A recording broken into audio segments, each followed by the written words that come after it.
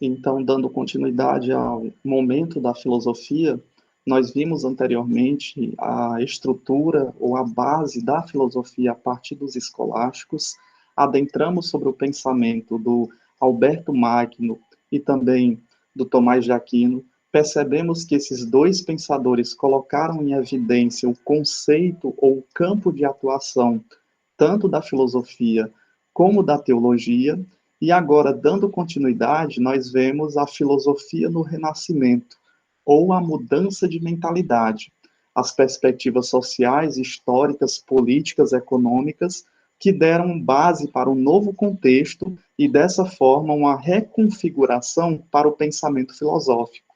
É isso que nós iremos ver justamente nesse período de transição e os principais pensadores que ajudaram a essa nova formação do pensamento filosófico. Eu sou professor especialista em filosofia, Ricardo de Moura Borges. Então, nós iniciamos a nossa apresentação através desses tópicos que nos ajudarão a galgar nesse caminho de investigação da história da filosofia. Primeiro, nós temos essa mudança de mentalidade, a nova conjuntura social, política e econômica. Dentre essas conjunturas, nós temos os principais representantes ou os principais pensadores. Nós temos o Petrarca, o primeiro humanista, que já nos causa espanto e admiração também, porque ele não é da Idade Moderna, mas ele está inserido ali no período da escolástica, e nesse período ele já faz duras críticas aos escolásticos, que estão preocupados justamente com as realidades metafísicas, com as realidades religiosas, e no seu pensamento, na sua escrita, na sua literatura, o Petrarca vai dar ênfase ao pensamento dos filósofos gregos e dos filósofos também romanos, trazendo em evidência a necessidade de uma busca investigativa por meio dos clássicos. Não diferentemente, nós temos o Michel de Montaigne, que vai atrelar também aos clássicos, mas ao mesmo tempo fazer duras críticas à própria conjuntura europeia e aos próprios clássicos, inaugurando uma nova forma de pensar e uma nova forma de investigação filosófica para se compreender o ser humano. E, por fim, nós veremos também alguns pensamentos pormenores, mas da centralidade do pensamento do Nicolau Maquiavel, na sua obra O Príncipe, que vai inaugurar a filosofia política moderna, através do realismo político. E aqui, do outro lado, nós vemos justamente nessa mudança de mentalidade uma escultura de 1501 a 1504, é uma escultura renascentista de um personagem bíblico, Davi. E nós percebemos que já nessa escultura de 1501, nós não temos a presença dos anjos, ou as realidades metafísicas, ou as auréolas, ou as nuvens, mas nós temos o ser humano. Dessa forma, nós entendemos que o renascimento, ou as esculturas renascentistas, elas trazem em evidência o trazer de volta, o renascer da filosofia, da escultura, de todo o conhecimento produzido através dos gregos, também dos romanos, aprimorado pelos romanos, na continuidade histórica. Dessa forma, nós vemos que a partir do século XIV, século XV, XVI, existe uma mudança de perspectiva. Do teocentrismo, né, Deus, que era o centro do universo, passa agora para o antropocentrismo. O homem está no centro do universo e ele começa a fazer as suas investigações. Dessa maneira, a filosofia ganha ou volta à sua espontaneidade e à sua autonomia. Lembrando que no contexto medieval, nós percebemos que a filosofia estava como uma serva, uma escrava da teologia. Aqui nós temos a Escola de Atenas, que é uma das figuras muito interessantes, construída, feita pelo Rafael de Sanzio, a convite do Papa Júlio II no Vaticano, e ele faz uma obra muito rica, muito interessante, porque ele junta filósofos de diversas épocas, o Tales, Anaximandro, Anaxímenes. Na centralidade da obra, nós encontramos também o Platão apontando para cima, o mundo das ideias, o Aristóteles apontando para baixo, dizendo que a verdade pode ser encontrada a partir de diversas perspectivas, através da experiência. nessa centralidade também nos chama a atenção o posicionamento de outros filósofos. E dentre eles, a nível de curiosidade, nós temos uma mulher, que é a filósofa Hipátia de Alexandria, que está justamente olhando para aquele que está passando ao contemplar a sua obra.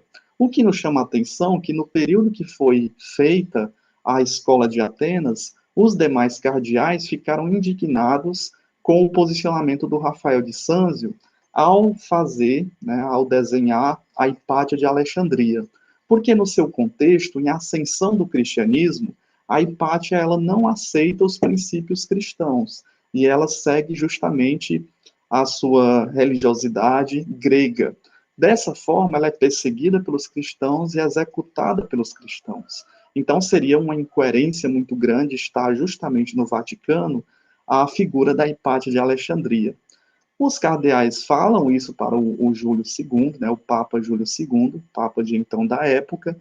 Ele chama o Rafael de Sâncio para conversar, e o Rafael de Sâncio ele acaba moldando, colocando mais vestimentas na Hipátia, como podemos perceber, ela está bem coberta, e ele diz que, na verdade, ali não é a Hipátia, mas sim o sobrinho do Papa Júlio II.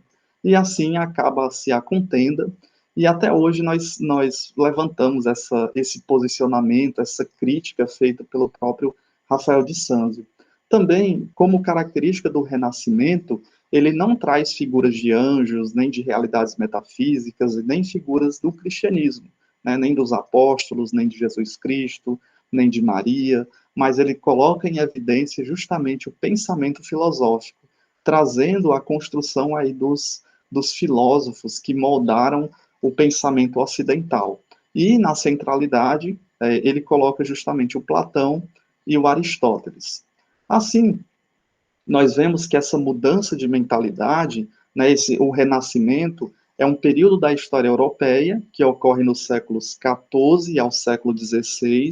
A partir desse desenvolvimento científico, político, é que vai dar as nuances necessárias para, posteriormente, o iluminismo, para a construção consolidada da razão, da ciência, através desse período conhecido por modernidade.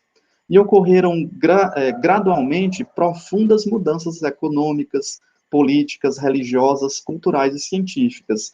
Principalmente nas mudanças econômicas, políticas, nós temos aí a descoberta ou a invasão dos europeus nas terras que eles encontraram. Por exemplo, as nossas terras que nós habitamos, que posteriormente foram chamadas de Brasil, e ao mesmo tempo a construção ou a desconstrução das culturas que aqui já existiam. Nesse período, usou-se como modelo a arte e a cultura da antiguidade clássica. Se já durante toda a Idade Média, toda a arte, a arquitetura estava voltada para a construção e consolidação do cristianismo, mesmo trazendo aquelas polêmicas da Idade Média que nós vimos anteriormente, nós vemos que nesse renascimento a centralidade é o ser humano. Se a centralidade é o ser humano, está se descaracterizando a metafísica, a realidade do cristianismo. Então, o homem passa a ser agora o centro da vida, o antropocentrismo. E esse homem, ele começa a investigar tanto a economia, a política, as práticas religiosas, as construções dos templos religiosos, e vai se inaugurando também essa curiosidade pela ciência, pela investigação da natureza. Isso nós já observamos, essa busca investigativa da natureza, em Alberto Magno e também em Tomás de Aquino. Mas aqui nós vemos uma autonomia e uma liberdade muito maior do ser humano em fazer essas investigações, desatrelando-se, né, separando-se da teologia. Dessa maneira, como nós vemos nessa imagem a seguir, se o corpo é sacralizado pelo cristão, né, pelos cristãos, jamais ele poderia ser explorado por outras pessoas. Com essa mudança de mentalidade, existe agora uma necessidade de conhecer como funciona o corpo humano. Então, esses pesquisadores, cientistas, que tinham uma curiosidade de saber como funciona o corpo humano, eles iam às escondidas nos cemitérios, à noite ou à madrugada, arrancavam-se os corpos, né, os mortos, e começavam a estudar o funcionamento, o que é que tinha dentro do corpo humano, o que é que faz o coração bater, quais são os órgãos do corpo humano. Então, existe agora essa mudança de mentalidade a partir de uma investigação científica para compreender o ser humano pelo próprio ser humano, não recorrendo necessariamente às Sagradas Escrituras ou à teologia. Então, as transformações no campo da ciência, né, o desenvolvimento científico leva o homem a refletir sobre a sua capacidade de conhecer a realidade, de investigar a vida e a sociedade. O homem agora está inquieto porque as transformações são muito grandes, né, as transformações de econômicas, as transformações políticas, os novos estados que vão sendo construídos, a formação da Europa.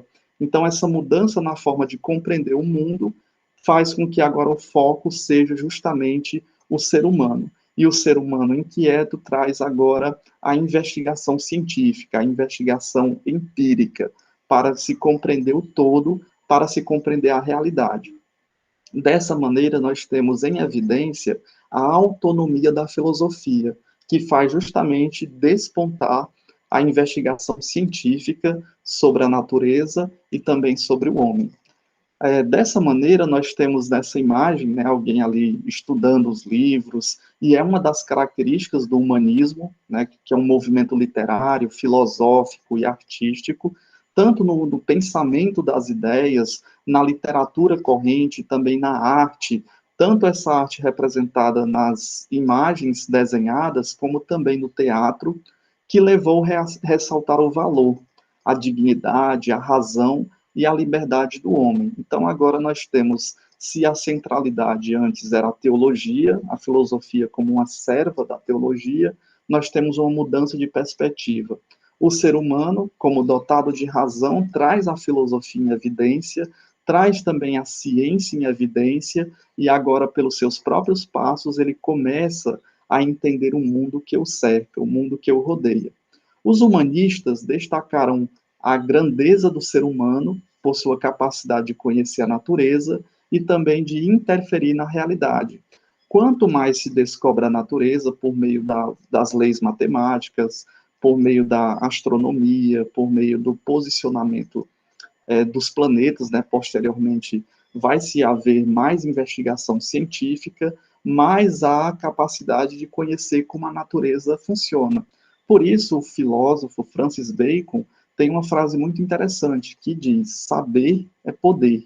E esse saber é justamente dominar a natureza, conhecendo as regras que regem a natureza.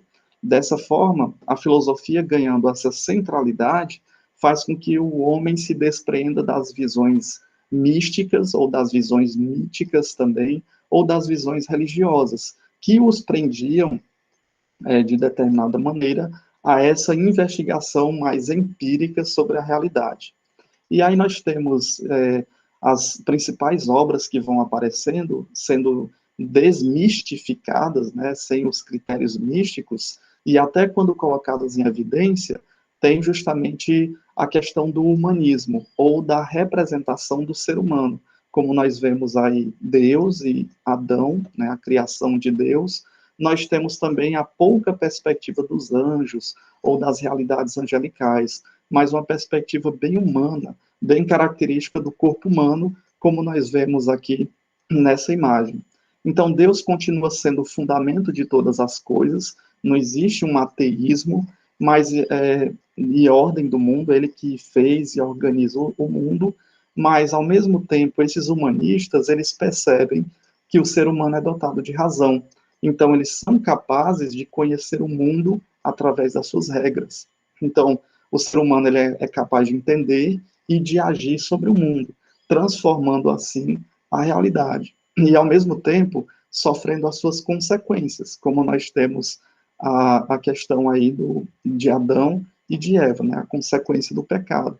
Mas, ao mesmo tempo, a consequência de conhecer o mundo, de trabalhar e de desvendar os mistérios do mundo. Assim, nós temos o primeiro humanista que nos chama a atenção, não é nem o nome dele, o Petrarca, mas o que nos chama muito mais atenção é o ano que ele nasceu, de 1304 a 1374, demonstrando que lá na escolástica ainda na Idade Média já existiam pensadores que pensavam justamente totalmente diferente das universidades, das escolas que ali estavam, né? Lembrando que a escolástica tinha como centralidade a teologia. E aí nós temos o Petrarca, que ele critica, né, ele criticou as discussões metafísicas das realidades, dos conceitos ou dos anjos trazidos pelos escolásticos, lembrando que o próprio Tomás de Aquino escreve, né, a sua obra, onde ele coloca a hierarquia dos anjos. Então era muito natural, ou a centralidade da escolástica, de fazer essas discussões sobre as realidades místicas, sobre as realidades escatológicas ou as realidades religiosas do cristianismo. Diferente, o Petrarca, ele diz que isso, na verdade, não seria muito interessante, porque ele não acreditava em contribuir, que isso ia contribuir para a própria formação humana. E aí ele acaba defendendo que a educação deveria se apoiar na sabedoria dos gregos e também dos romanos, nas obras dos gregos e nas obras dos romanos, para se entender como se dá a religião, como se dá a política, como nós nos desenvolvemos em sociedade. Então, o Petrarca ele acaba sendo o primeiro humanista e ele vai ganhando cada vez mais forças no pensamento a partir do surgimento do Renascimento, da Idade Moderna. Outro pensador muito interessante é o Michel de Montaigne, de 1533 a 1592. Nessa perspectiva, nós temos um pensador que faz duras críticas tanto ao pensamento humanista, que valoriza a filosofia, como ao pensamento dos europeus, que estão atrelados ao cristianismo, como se eles fossem superiores aos demais povos. Lembrando que ele já nasce aqui em 1533, e, por exemplo, no Brasil, nós vivenciamos de 1500 a 1530 o período pré-colonial. E aí imagine que Portugal não tinha nenhum interesse de habitar nessas terras, por serem longínquas da civilização, a civilização nós colocamos entre aspas, e o Montaigne, ele faz justamente uma dura crítica ao conceito dos próprios europeus, por se sentirem superiores porque tem o cristianismo, porque tem a filosofia, porque tem o desenvolvimento através das artes e através do Renascimento. Então, ele, nascido na França, né, foi um importante filósofo para o Renascimento. E a sua importância está justamente em desconstruir aquilo que foi construído pelos filósofos da sua época, ou pelos pensadores e aventureiros da sua época. Criticou os humanistas, como no caso do Petrarca, de conhecer as coisas por meio da razão, como se a razão fosse detentora de todas as coisas, que exaltavam demasiadamente a razão humana. E criticou também, de certa forma, os europeus no seu conjunto ao supervalorizarem-se com o pensamento cristão. Por exemplo, nessas investigações que os europeus faziam a essas terras recém-descobertas, eles achavam terrível, ou uma forma muito horrível dos indígenas comerem carne humana. E aí o próprio Michel de Montaigne, no seu livro Ensaios, ele vai dizer, mas nós somos cristãos, nós temos a filosofia e nós já cometemos guerras terríveis, em nome até da religião. Então ele vai desconstruindo esse pensamento racional, exacerbado, em demasia da razão humana. E ele se apoia justamente nas escolas helênicas que nós vimos anteriormente, e desenvolvendo a sua filosofia, principalmente no estoicismo. Nós lembramos lá das características dos estoicos, da razão individual que busca a razão universal, também no ceticismo de duvidar de todas as coisas, e aí para o Montaigne ele chega justamente a essa conclusão, e principalmente na filosofia socrática. Quando nós falamos em filosofia socrática, devemos entender que o Sócrates vai ganhando várias interpretações dependendo do seu contexto. Nós podemos dizer que existem até diversos Sócrates durante a história da filosofia. O Sócrates da modernidade, o Sócrates da Idade Média, o Sócrates enquanto Sócrates, o Sócrates de Platão e também o Sócrates da escola dos cínicos, né? O principal representante é o Diógenes de Sinope, mas nós lembramos muito bem daquele Sócrates que foi do discípulo de Sócrates chamado Antístenes, que funda justamente a escola dos cínicos, do cinismo. Então, por estudar e por entender muito bem as nuances e a centralidade dessas escolas filosóficas, o Michel de Montaigne traz para o campo de discussão e para a sua filosofia essas características dessas escolas filosóficas. E, ao mesmo tempo, né, ele busca o ser humano, ele busca entender o ser humano não pelos outros seres humanos, mas por si mesmo.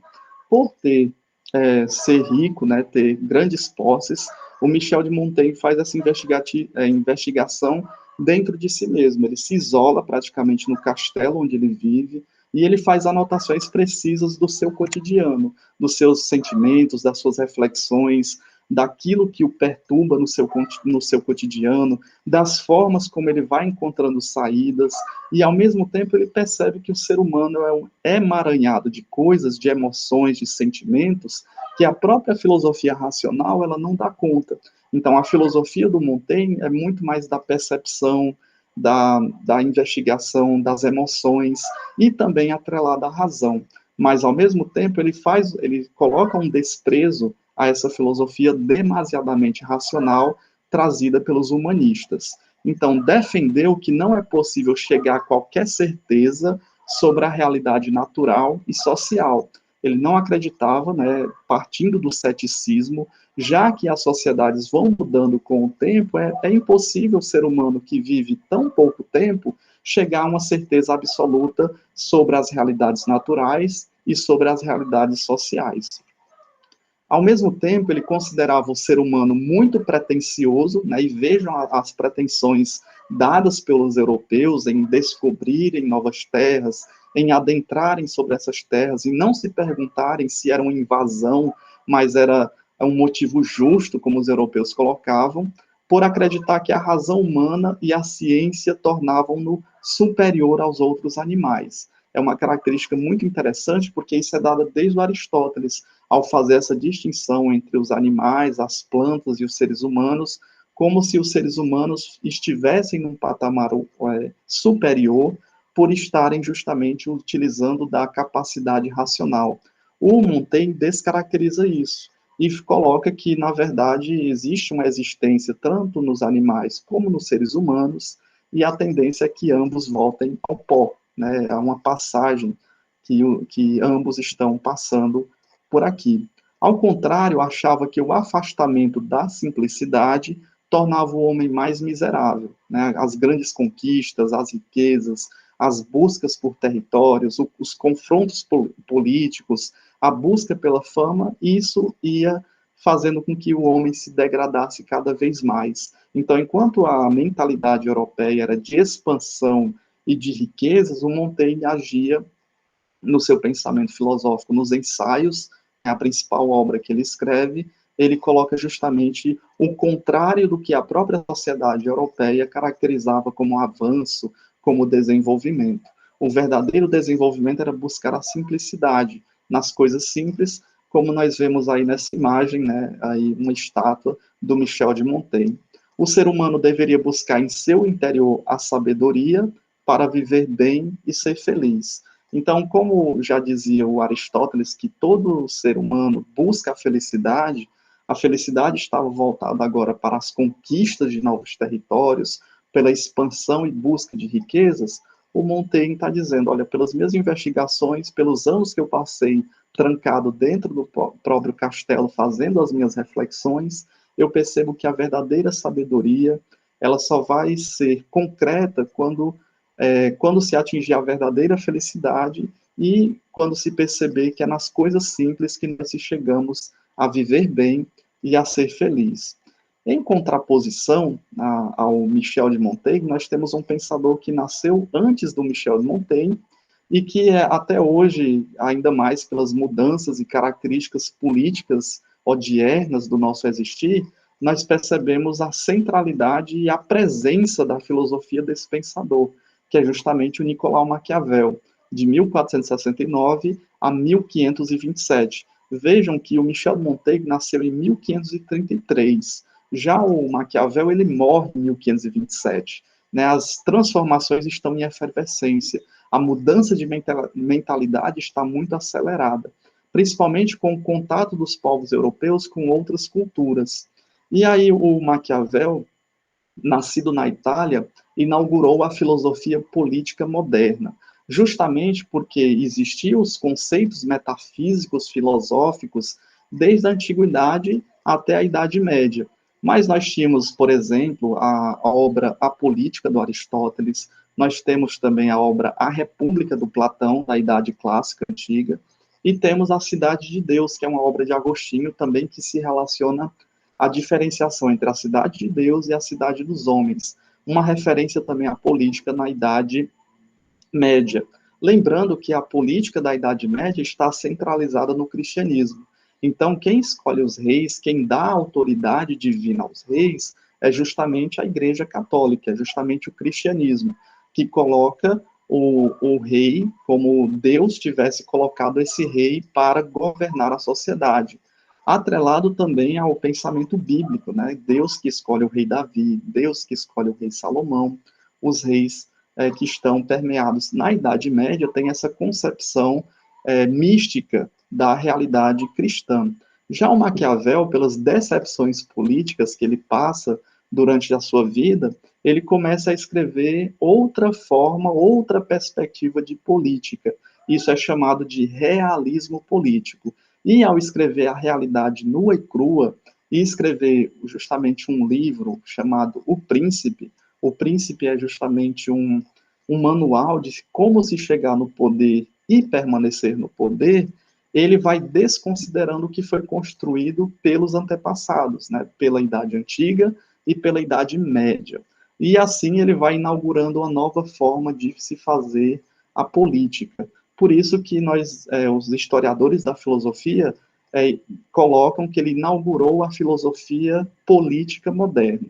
Não partiu de nenhuma situação religiosa, né, nem das Sagradas Escrituras, das realidades metafísicas, e nem da imaginação, né, a respeito do ser humano. Nós lembramos muito bem que quem faz essa questão da imaginação é o Platão, na República, onde ele vai imaginar a sociedade perfeita, que é regida pelo rei filósofo. O Maquiavel não usa da imaginação, mas ele faz uma descrição do realismo, do que está acontecendo mesmo nas transformações políticas que ele está inserido na Itália. Então, ele definiu o homem a partir da sua observação.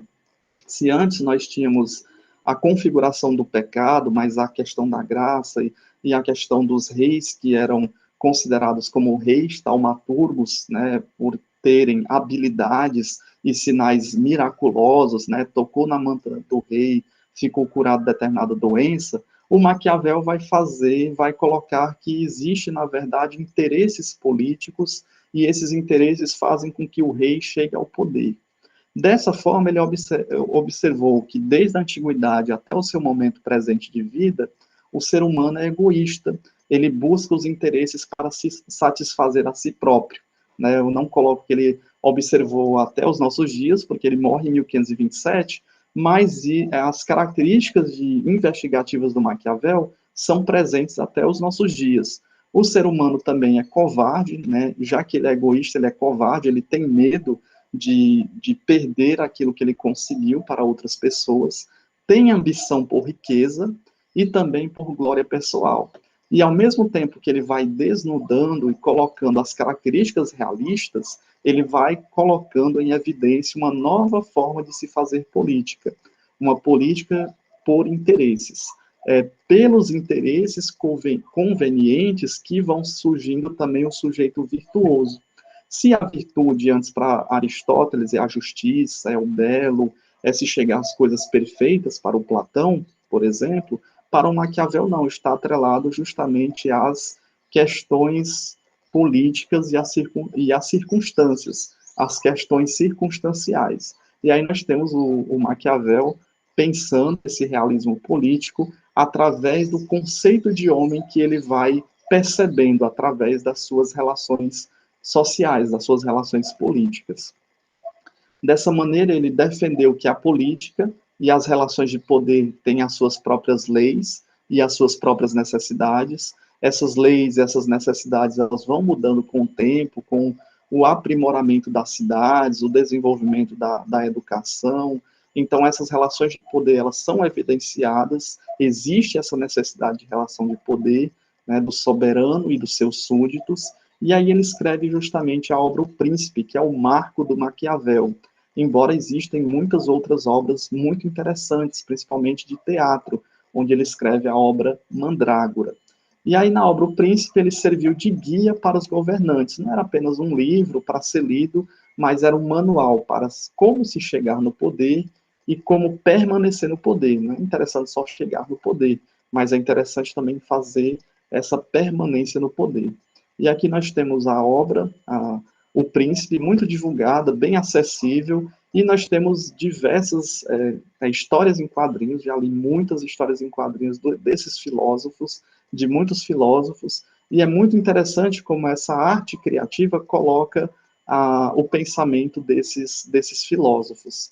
Aqui nós temos justamente algumas considerações, né, o Maquiavel entrando ali no seu quarto. Então, foi um político, historiador, autor teatral, como a obra Mandrágora, e poética, mas foi com as suas obras filosóficas que ele entrou na história, principalmente com essa obra intitulada O Príncipe. Ali no segundo quadrinho ele se senta, abre, né, o papel que ele trouxe, e ele vai começar a escrever justamente uma das obras mais importantes, que é O Príncipe. Maquiavel é considerado o fundador da filosofia política moderna por escrever a realidade nua e crua. As observações que ele faz sobre a política, ele coloca, e ele não está mais interessado nas relações religiosas, místicas, que outros autores escreveram. O Príncipe foi a obra mais importante que ele escreveu, e, ao mesmo tempo, é uma obra que não é apenas algo teórico, surge da prática para levar à prática, né? Ele entrega também para autoridades políticas, para o novo príncipe, justamente para ele chegar no poder e permanecer no poder. Assim, nós temos uma das considerações de Maquiavel, já que o contexto que ele vivia era natural que surgissem estados novos, e ele se preocupou com essa realidade, né? Essas configurações mais modernas ou mais crescentes ou mais presentes do seu meio, existia a discussão. E agora? Qual é o que vale mais? É aqueles das sociedades mais antigas, que já têm uma tradição consolidada? Como é que esses estados novos eles podem surgir e permanecer no poder, né, sem que elas se acabem? E aí ele diz o seguinte: os estados que surgem de improviso, como todas as demais coisas da natureza que nascem e crescem depressa, não podem ter raízes e estruturas tão sólidas a ponto de resistir à primeira adversidade. Só se os príncipes de improviso souberem desde logo preparar-se para conservar aquilo que a sorte lhes pôs nos braços. Então, o príncipe ele tem que ter a sagacidade, mesmo de improviso, porque a realidade é totalmente nova. Ele tem que saber o que está acontecendo ao seu redor para fazer as melhores alianças possíveis e fazer com que aquele Estado que ele está governando permaneça por gerações e gerações. Então, o Maquiavel ele vai trazendo essas habilidades humanas, se distanciando da virtude aristotélica e trazendo outro conceito de virtude, né? Uma virtude atrelada aos interesses de poder e aos interesses de se permanecer no poder. Dessa maneira, né, nessa obra, afirmou que são as circunstâncias que determinam o que pode ou não ser feito na política. Por exemplo, o governante virtuoso é aquele que conhece a situação em que se encontra o saber agir para conquistar o governo e para permanecer no poder.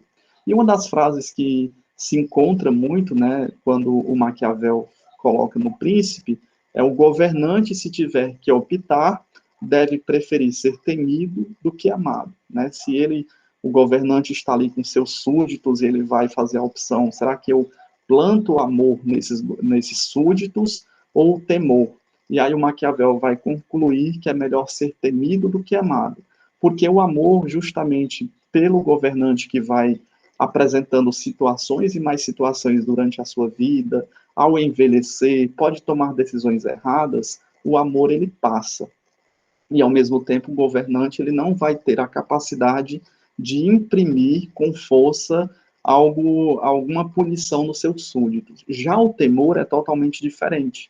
Se ele imprime o temor nos seus súditos, faz com que esses súditos fiquem com medo do governante e façam tudo o que o governante quer, também com medo de decapitações, de punições mais severas. Então, para o Maquiavel, é muito mais interessante que o governante imprima o temor do que o amor. E ali nós temos a obra O Príncipe, de Maquiavel, né? Tem diversas versões dessa obra, uma obra muito acessível, muito interessante de se ler, ainda mais para fazermos conjecturas com a política, né? Tanto a política atual como a política das outras possibilidades que nós estudamos no decorrer da história, desde a antiguidade até os tempos atuais. E aí nós temos uma charge filosófica, falando justamente sobre o temor e o amor. Nós temos um governante que está ali bem vestido, um cavaleiro ali simbolizado passando, e ele vai e decapita, ele tira a cabeça de alguém. No outro quadrinho, nós percebemos alguém tomando ali alguma coisa, né, um casal tomando, através de uma jarra, um vinho, um suco, alguma coisa, e no final nós temos a mesma situação. E veja, quem é que está aqui observando o rei? Né, o governante, ele tem a visão do todo. O que é que está acontecendo no meu reino? E aí o Maquiavel, né, como um estrategista político, eles estão jogando xadrez praticamente, ele diz o seguinte: a injúria deve ser feita de uma vez, para que ofenda menos o paladar. E a injúria, ou então algo que deve ser feito, algo ruim que deve ser feito de uma vez, porque a tendência do súdito é de esquecer aquilo que foi feito de uma vez só. Já o benefício, aos poucos, para que seja mais saboreado. Então, quando se vai fazer um benefício, sirva uma taça, sirva outra, o governante vai servindo aos poucos, vai ludibriando os súditos, e os súditos vão se afeiçoando mais ao governante. E a tendência dos súditos é justamente fazer o que está acontecendo aqui, virar as costas para as atrocidades que foram feitas de uma vez só pelos reis, né? O rei aqui já decapitou um. Foi lembrado em um momento, mas constantemente o rei está beneficiando aqui os seus súditos com vinho, com alguma coisa. E deve ser feito aos poucos, né? Os benefícios sendo feitos aos poucos, a tendência é de se dar continuidade. Parece uma coisa muito atual, mas o Maquiavel já tinha feito essa reflexão na sua obra O Príncipe, né? Permanecer no poder, sendo temido e não necessariamente amado. O mal sendo feito de uma vez só e que poucos percebam, enquanto o bem, né, o benefício aos poucos, para que seja tanto bem saboreado pelos súditos, como também pelo governante. Outra característica que nos coloca em evidência a questão da virtude, também trazida pelo Thomas Hobbes, mas nós podemos trazer no campo de discussão do Maquiavel, essa charge muito interessante do Kelvin e do Haroldo. Nós temos ali uma discussão. Né? O Kelvin vai com seu amiguinho e diz: hoje no colégio eu tive que decidir se ia colar na prova ou não. Aí ele continua: me perguntei se era melhor ser honrado e provar que era melhor, copiar e passar. Por outro lado, o êxito não merecido não me satisfaz, não te satisfaz, mas pelo outro lado, um fracasso merecido tampouco. Nem o êxito pela cola, tirar um 10 colando, vai satisfazer, mas também o peso de consciência não satisfaz, assim também como entregar a prova em branco e um 0 também não vai satisfazer em nada. Quase todo mundo trapaceia uma vez. Pelo menos as pessoas burlam as regras e acham que podem dar bem. Mas claro que isso não justifica a minha trapaça. Né? Não adianta justificar a sua trapaça com a trapaça dos outros. Mesmo furando uma fila é uma forma de trapaça. Então pensei colar numa prova. Então pensei colar numa prova não é para tanto. Não ia prejudicar ninguém. Porém, logo me perguntei se estava racionalizando a minha negativa, aceitar as consequências e não ter estudado. Né? Ele podia ter as duas opções, ou entregar a prova em branco ou fazer a cola. E aí o Haroldo ele fica já pensando, mas é interessante essa reflexão do Calvin. Então, no mundo real, as pessoas interessam o êxito e não os princípios. Lembre-se do Maquiavel, se chegar ao poder, não necessariamente os princípios. Mas, quem sabe, o mundo não é um desastre por causa desse dilema, né? Por não fazer ações refletidas e agisse justamente de formas erradas. E aí o Haroldo, mas o que você decidiu? Aí ele diz, nada, acabou o tempo, entreguei a prova em branco. Ele acabou entregando a prova que, de tanto refletir sobre uma ação moral ou não, ele entrega a prova. Podes tomar isso como uma vitória moral, diz o Haroldo. Aí o Kelvin, bem, parecia errado colar em um exame de ética, ainda mais o próprio exame que ele entregou em branco foi de ética. Talvez se ele tivesse colocado a reflexão que ele fez sobre colar ou não colar, provavelmente o professor iria achar muito interessante essa reflexão. Mas, ao mesmo tempo, nos leva às questões morais e às questões éticas, o próprio pensamento de conceito de virtude, do ser virtuoso, né, do virtu para o Maquiavel, fazendo essa contraposição entre o que seja virtude para Maquiavel e o conceito de virtude trazido também pelos clássicos e pelo cristianismo. Assim, nós encerramos a nossa exposição sobre o pensamento do despontar da filosofia moderna através dessa mudança de mentalidade por meio das formas de se estudar a filosofia. Primeiro, nós iniciamos desde a filosofia antiga, a filosofia medieval, começamos, né, iniciamos a filosofia moderna, posteriormente iremos ver a filosofia contemporânea.